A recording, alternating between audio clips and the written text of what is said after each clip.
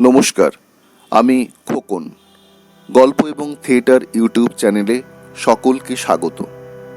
আজ শোনাব ছোটদের জন্য এক রাখাল আর নেকড়ে বাঘের গল্প।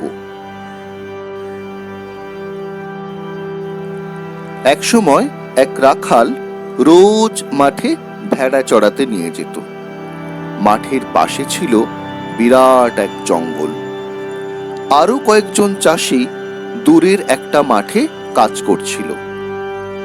রাখালটির মনে হলো, হাতে তো তেমন কোনো কাজ নেই, এখন একটু মজা করা যাক। এই ভেবে সে হঠাৎ চিৎকার করে বলতে লাগলো, ভেড়ার পালে বাঘ পড়েছে, তোমরা কে কোথায় আছো, বাঁচাও।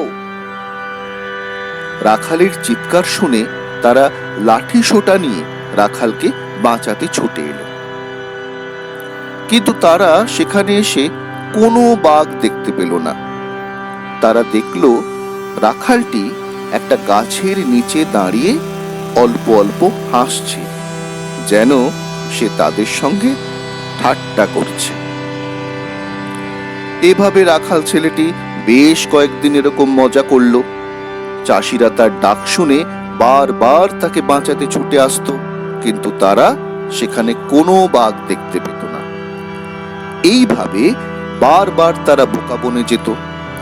তারা খুব রেগে গিয়ে ঠিক করলো, রাখালের ডাক শুনে তারা আর কখনো তাকে সাহায্য করতে আসবে না। এর মধ্যে একদিন সত্যি সত্যি একটা নেকড়ে বাঘ জঙ্গল থেকে বেরিয়ে এসে ভেড়ার পালের ওপর ঝাঁপিয়ে পড়ল। রাখালটি প্রতিদিনের মতো সাহায্য চেয়ে চিৎকার করতে লাগলো, কিন্তু এবার আর কেউ তাকে বাঁচাতে ছুটে এলো না।